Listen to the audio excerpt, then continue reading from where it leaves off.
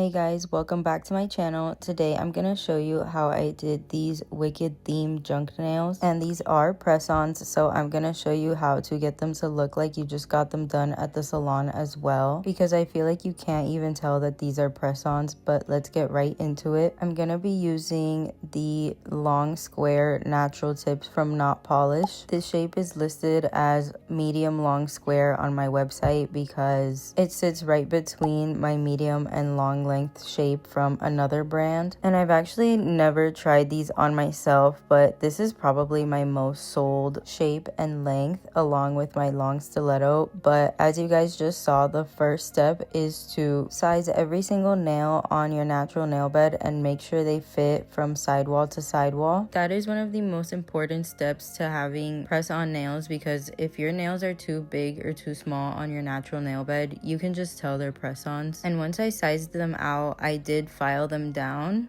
and instead of buffing, I like to etch the nail with primer. I can link it in the description, the exact one I used. And I did 2 coats of Pinky Promise from iGel Beauty as my base color, and we're moving on to the Frenchies. So like I said, these are wicked themed nails, and I wanted to make them a little subtle, like not super wicked theme, so I just basically followed the pink and green pattern. And I saw this inspo picture on Pinterest, and I wanted to create something very similar, but of course in a longer length because I am a long nail girly. And whenever you're doing junk nails like this, where it's a lot of tiny charms stacked on one another, you're gonna have to add a similar base color underneath. So luckily I had these 2 shades from Madame Glam, the pink and the green one. And for my Frenchies, I always do like the 90s or 2000s kind of Frenchies. That's just like my style, and I feel like you can just fit a lot more charms this way than if it was a deeper French. But now I'm doing the green, and I know it looks a little crazy, like if it's not gonna match with the pink, but I always say this, nails are such a trust the process thing, because once you start adding the charms, you honestly can barely even see the base color underneath. But now that I'm done with the Frenchies, all that's left is to add the charms, and obviously this is the most time consuming part. I wanted to do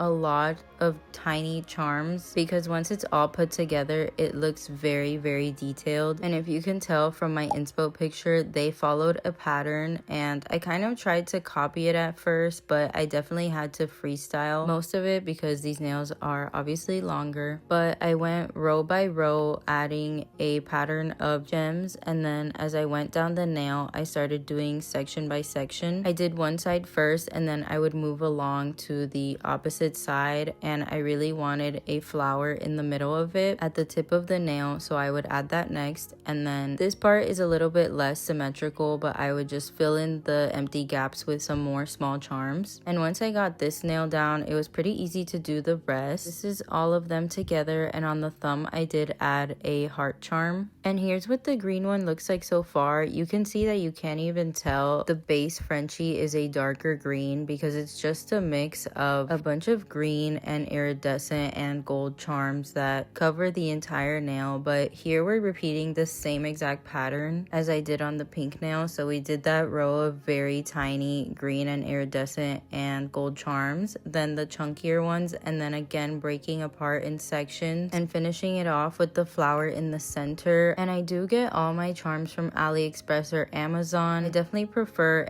AliExpress over Amazon because it's so much cheaper, but it does take a bit longer for it to arrive. But this is how the 4 nails look. All that's left is the thumb. Luckily I had the heart charm in both green and pink, so I put that in the center, and then I just worked around it trying to keep the same pattern, but obviously I couldn't do it exactly the same. But I think it overall matches, and it came out so cute. This is the final result. And this is the whole set all together. All that's left is to top coat. So when we top coat junk nails, you want to make sure that when you get to the actual charms that you're doing it in very thin layers, because if not, it can look a little bulky. And now that we have our press-ons made, I'm jumping right into the application process. This step cannot be skipped. You can't just apply your press-ons. You have to prep your natural nail beds, and I promise if you do this step properly, they will last you 2 weeks or longer. I'm gonna write out the steps to apply them in the description as well. And please excuse my natural nail beds. They're so damaged right now because I had just ripped off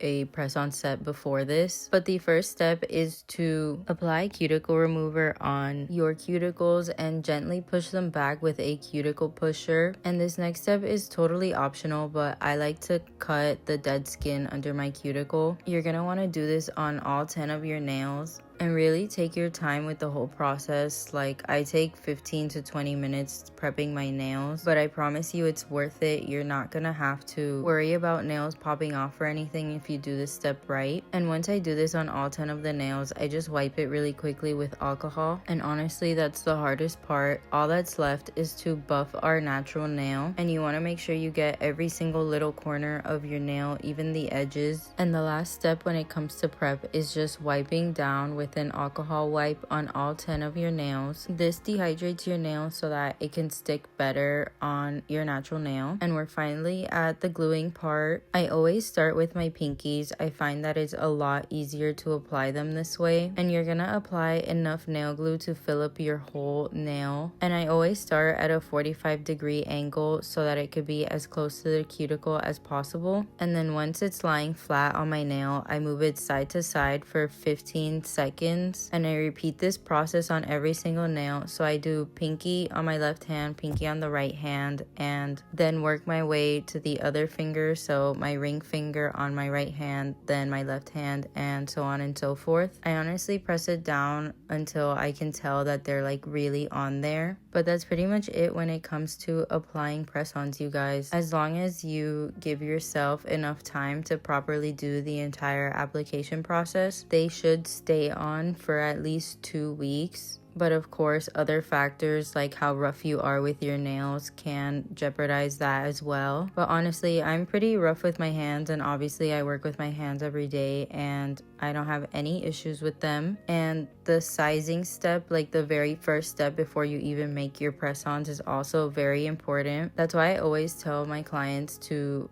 order sizing kits if they can, because it's just gonna give you the most seamless look. So this is right after applying all of them, and I feel like you can't even tell that they're press-ons. Also, the fact that I'm using high quality tips helps a lot because these are very thick and sturdy. And here's what they look like in the sunlight. But thank you guys so much for watching, and let me know if this video helped you on making your own press-on nails.